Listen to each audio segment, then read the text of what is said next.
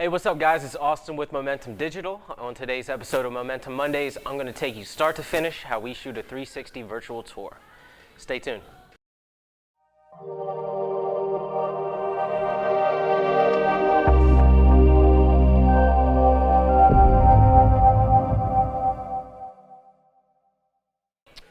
All right, first things first, we have to have our equipment. So what we need is a steady tripod. We're working with the Vanguard Ultra Pro series, which is a nice value tripod. It's not too expensive, but still has great quality.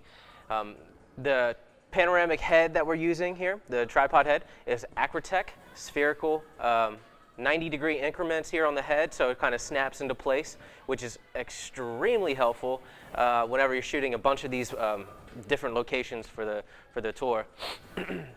And then we have our fisheye lens. This is a Sigma EX 8mm fisheye.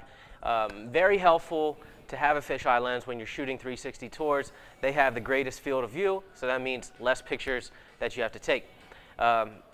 Any type of wide angle lens would work though, but you might have to take 6 photos in a circle instead of the 4 that I have to take with the 180-degree field of view with the fisheye.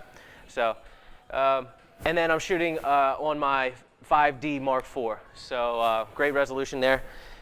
Alrighty, let's jump into these camera settings here. So luckily with the 5D Mark IV, they have an HDR setting in there. It's important to, most of the time, bracket your photos. And bracketing means that the camera will take 3 photos, three photos, and 1 underexposed, 1 with a proper exposure, and then 1 overexposed, and then merge those all together. My camera does it by itself, so it takes 3 raw photos and then merges them into a JPEG, which is awesome.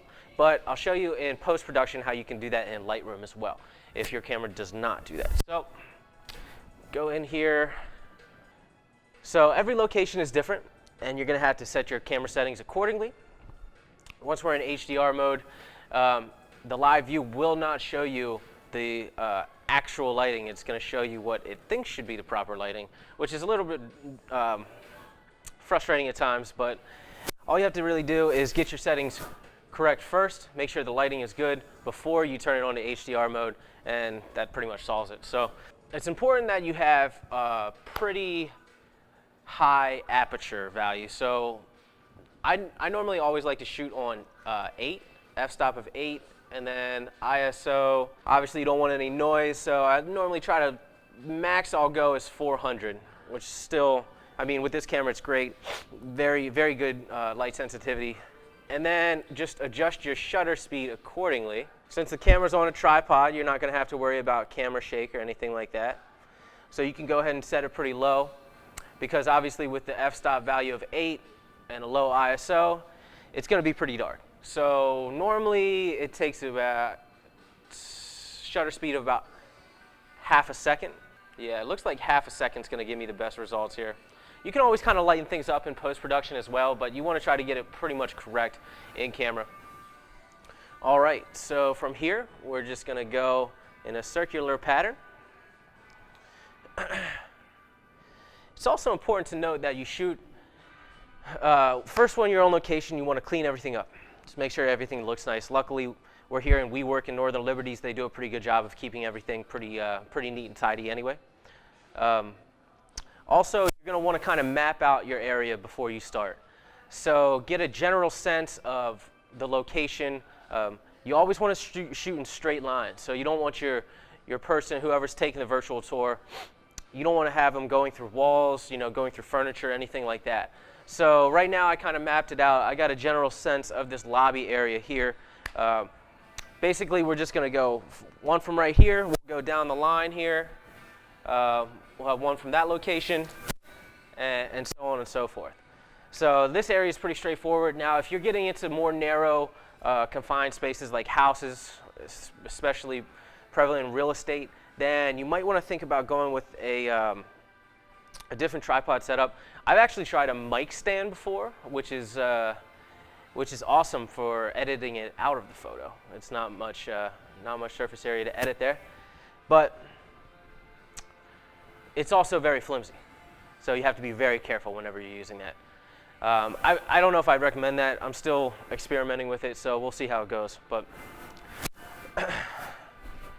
so take our first photo here.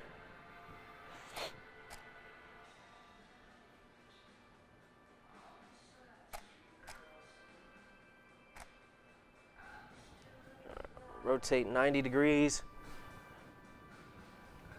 Make sure that you don't bump the tripod, because if these legs move at all, that whole panorama is ruined, because the software is not good enough to correct that.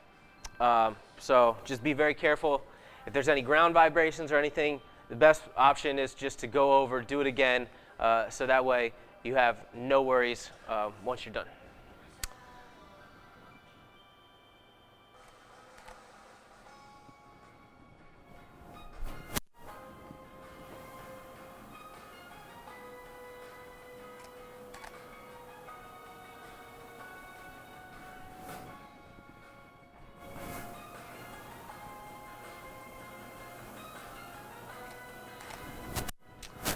Okay, that was our first location. Now let's go ahead and go over to the second location, and so on and so forth.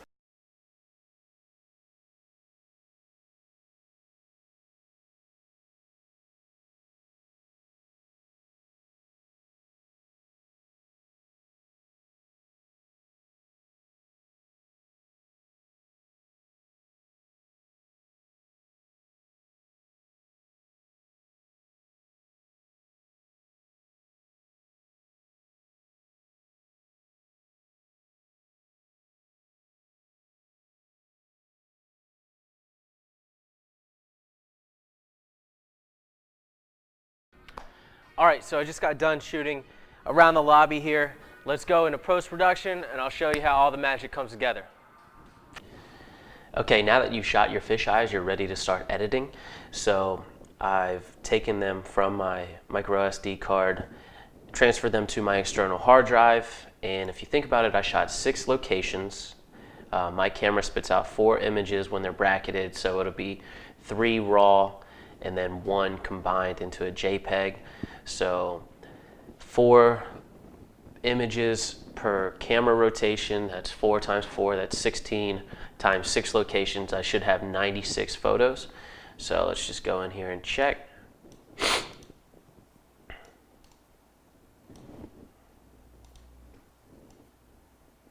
'96, perfect. Alrighty, so we can exit this out. Just go ahead and eject that. Now we're going to go ahead and open this up in Adobe Lightroom.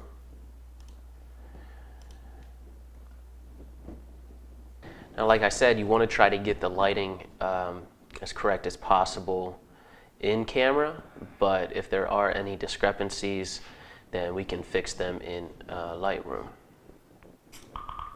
Very easy. And as I had previously stated, my camera merges the photos together, so really all we have to do is import these JPEGs.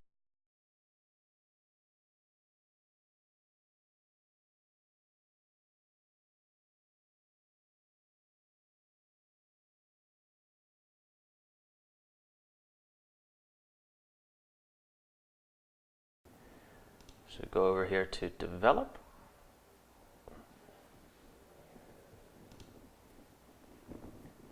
That looks pretty good.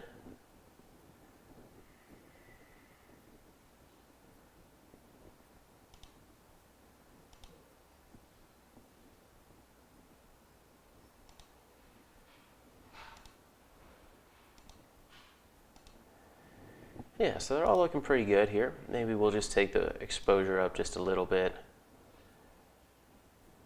See the details here, and then we'll bring those highlights down just a tad. Other than that, I like the white balance. It's a pretty good indicator of how the space actually looks. And other than that, you don't really want to mess with it too much. Let's see. Yeah, so I like it. We'll leave it at that. All right, so from there, I'm just going to go ahead and hold down Shift, click on my last JPEG here, which should be right there. Go ahead and hit sync.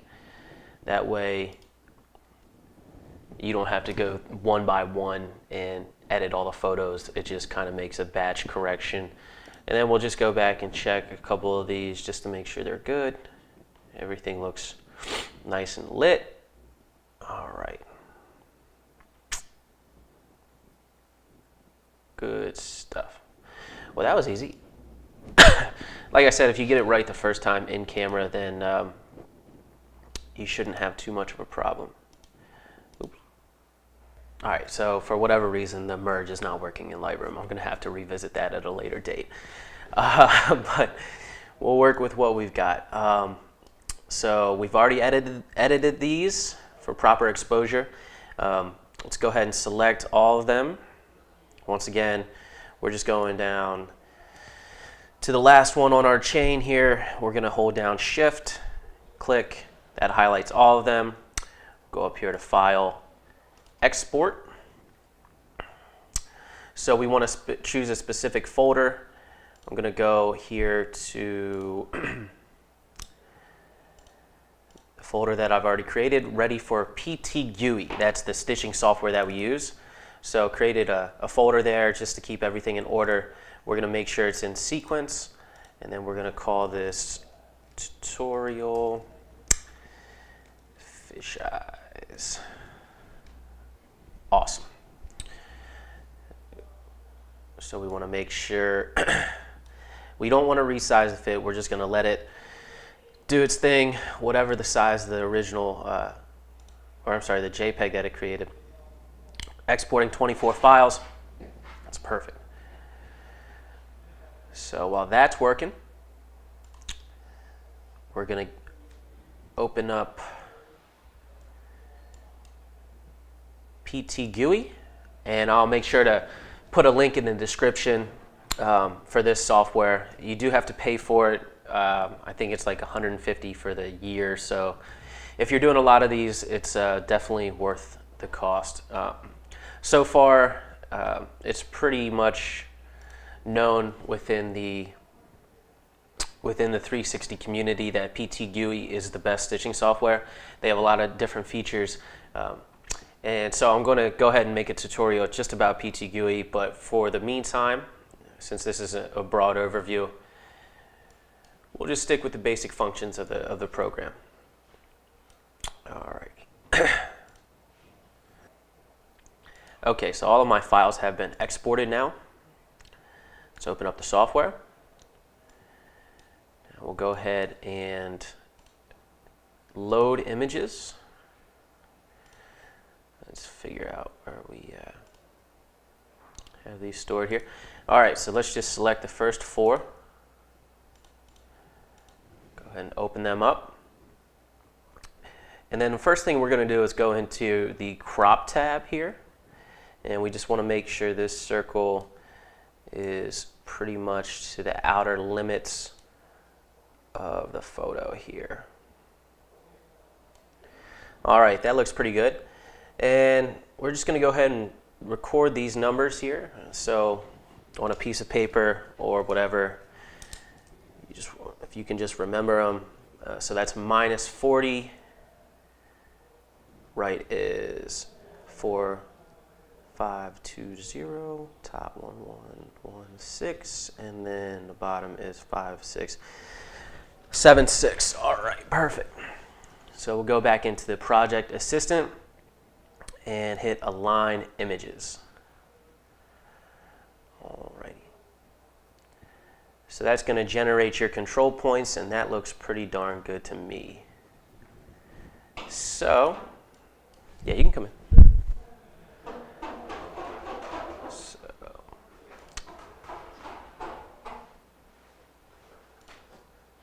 let's close out of that. The next thing we want to do is go up here to Tools and hit Project, and hit Optimize. And then we're going to see that we have a very good stitch. So you're looking for an average control point distance of about 1. If it's anything more than probably 5 or 6, you know that there's some abnormality in your photos. Maximum control point distance, 2.5. That's pretty darn good. So after that, now if you do want to go a little bit more in depth, you can go up here to PTGui preferences, and then you can set your control points. So I normally like to have about 40 or 50 control points. I think the standard, or the it's set to 10 control points, which is, I don't know, it's just for me it's not enough. And then you can set your maximum if you're doing a batch stitch, but for now we're only doing 6 panoramas, so we don't really need to do a batch stitch. All right, so you can go here to preview, and let's look around here again, see if there's anything. Looks pretty darn good to me. Cool. All right, let's go over here to create. We're gonna set optimum size, quality 95. Could put it up to 100. It doesn't really matter. It's gonna look basically the same. And then we're gonna select where we output that. So we've already got a file ready for PTGui. Made a folder for ready for go through. That's the next step in the process. So we're gonna select that. Fisheyes, panorama 1. Let's go.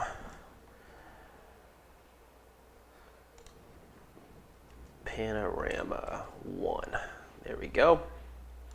Create panorama.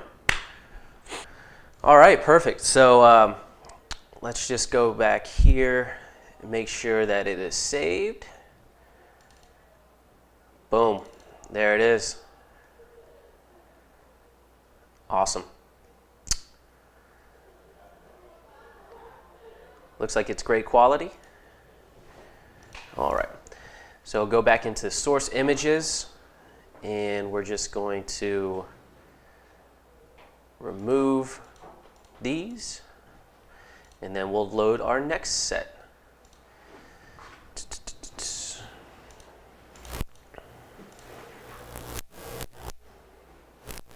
Good deal. So go ahead and hit crop, and the reason that we write those numbers down is just so we can keep some uniformity throughout the project. And then you'll notice that once we put the first 3 numbers in here, that'll automatically set the last number. So just make sure that matches up with the first batch. We'll go back to Project Assistant, hit Align Images.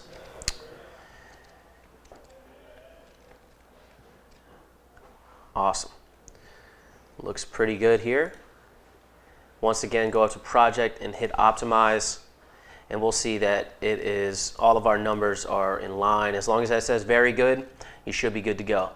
Now we can come back here into the preview, or I'm sorry, it's not what we wanted.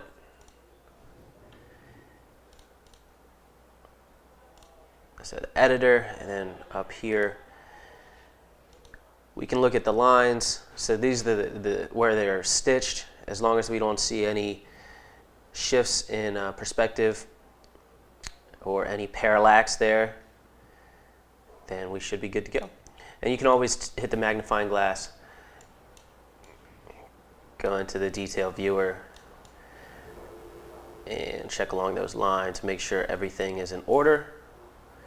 So here's a line right here. And it looks like it's pretty good. Cool.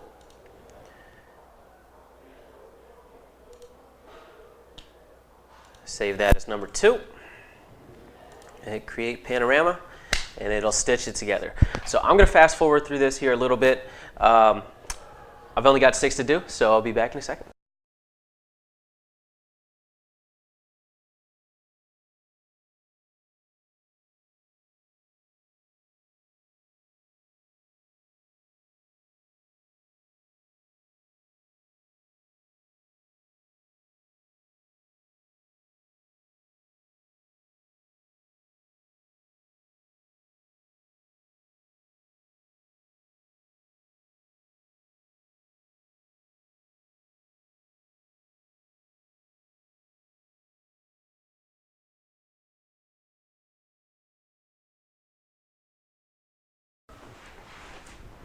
Okay, so now that we have all of our panoramas created, we're going to open up the program to lay them out onto Google Maps, which is called Go Through.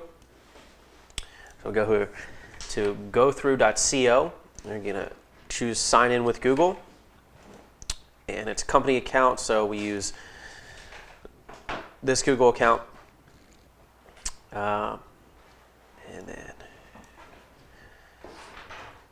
so in our account here, you can see some of the constellations that we've already contributed to. But basically, we're going to go up here to, go here to create a new tour. We'll put the We Work Northern Liberties. Perfect. Now, it's essential that wherever you're trying to upload this 360 virtual tour to has a Google My Business page, unless it's a residency, in which case you would just put the address. But it's going to be uploaded to the Google Maps pack, so the company needs to have a Google My Business page. All right, perfect. So there we are. Zoom out. Just make sure it's on the right one, Hancock Street. We'll click Upload Panoramas. So we'll go in here.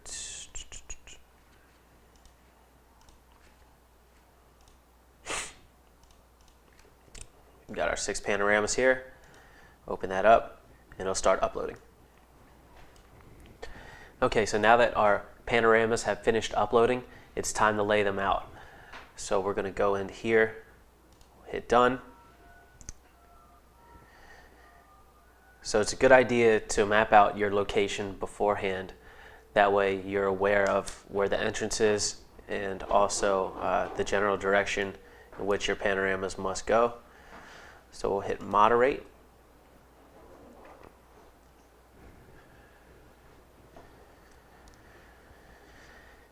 From there, we'll simply start with the first one. Now, if I was doing this for a client, I would go outside, get the entryway, start there. But since this is just for the purposes of this tutorial, I just did 6 quick ones around the perimeter of the lobby here. So we'll click and drag this. So basically, we want to point this in the direction that I know the next panorama is. Click and drag that. Drag the next panorama down here. So you want to kind of match that up accordingly.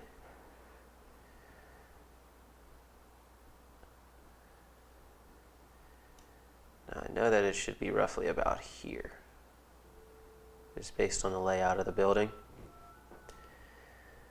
So we're going to hit this little plus sign, drag that so that this arrow matches this red line. Looks pretty good there. And all we have to do is click this, and they are connected. Perfect. All right. So let's align this. Now that doesn't quite seem right because I know the last panorama was there. So in order to get this arrow to match up with this line, we're going to click this plus sign and then just drag it till we match that up. Perfect. Oop. I don't know, they got disconnected there. All right, great. So the next one I know is somewhere around here. Let's just click and drag that.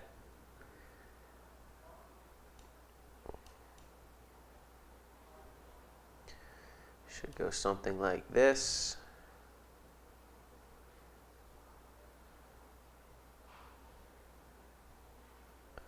All right, space that out a little bit more.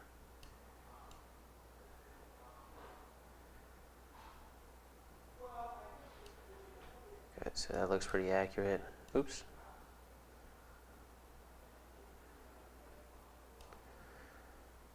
All right, click the arrow, they're connected. Boom. It's pretty good. we'll just once again hit the plus sign, align those. Oops. Good. So the next one, it's not too far.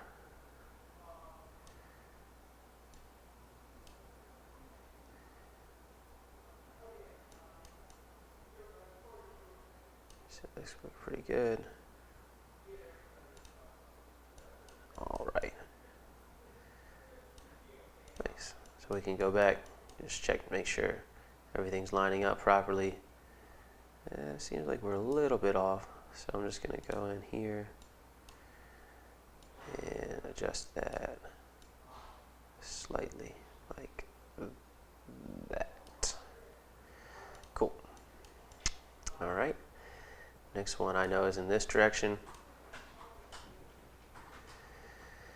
Okay, line that up. Looks pretty good. I know this needs to come back this way because we did pretty much make a perfect rectangle. So, good. Connect those two. Looks pretty solid. We might just need to adjust this slightly.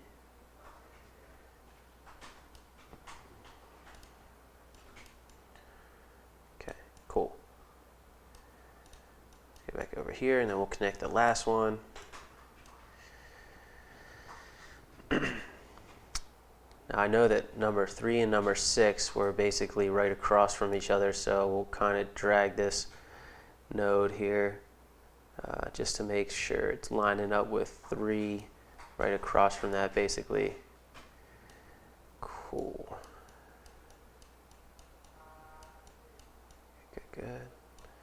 All right, go ahead and click this arrow to connect them. And then finally, we want to connect number 6 to number 3, and then also number 6 to number 1. So let's point this in this direction, and then see this dotted line that comes up between the two. Whenever I hover over one of them, we're just going to click that, and that will connect us. However, you can tell that this is not exactly lined up correctly. We're going to need to adjust the plus sign. Now, if you want to move one arrow without moving both of them, see if I move the plus sign here, it's going to adjust both. So I know that this arrow right here is pretty good, but this is still pointing off to the left here a little bit. So I'm going to have to go ahead and move number 1, the node. We're just going to move that down on our screen and see how that just moves the top arrow and not the bottom arrow here. So let's go ahead and kind of maneuver that. That looks pretty good there. And as you can see in this portion, we're forming a pretty good rectangle there. So, all right, let's just go back. So since we moved number 1, it definitely adjusted this arrow here. So all we want to do is kind of keep this line straight. Oop. And we're going to move this down slightly. Boom. That's all it takes. All right, and last but not least, we're going to make sure that these are connected. So we're going to aim it right over here. And I just need to zoom up just a little bit. Click that. There we go. It's pretty good there. We'll just move that down slightly. Awesome. So now, okay, hold on one second.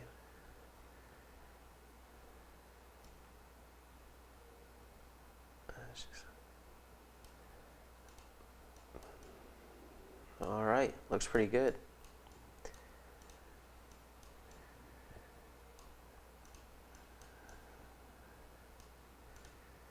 There we go. Good deal. So we'll go up here, we'll click Save. If we want to view it, we can see what our tour looks like. Pretty darn good. It's not the highest resolution it'll be, but for the sake of the preview, it looks pretty good. So make sure, once again, make sure you save it. Go out of here. All right. So you can preview it again. If there's any faces in the picture, then you might want to use the blur function. We'll cover that at a later date. Just hit refresh. Make sure all these look good, laid out pretty accurately here within the design of the building. And then all you have to do from there is hit this button in the top left. So we're going to change attribution to my name. Now you can go in here and disassociate. So if you leave all of these green or all of these checked, then every single one of these panoramas is going to show up on their Google business page, which we don't really want. We rather just have one picture and then people can jump from location to location. It just kind of clutters it up if you leave all of these checked. Don't worry about that. Cool. And then get out of here. And then all you have to do is hit publish your tour to Google Street View. Perfect. So very simply put, that is the basics of what you need to do to shoot, stitch, and upload a Google 360 tour. I hope you guys enjoyed this. If you have any questions whatsoever, feel free to leave a comment below or email me, austin@needmomentum, and I will take care of anything that I can answer. Also, they have plenty of great tutorials on YouTube to show you how to do this. This is just the very basics. It gets a lot more in depth if you're doing this for a client. Then there might be some other steps that you would take, but this is going to get you on the right path. And thanks for watching. I'll see you later.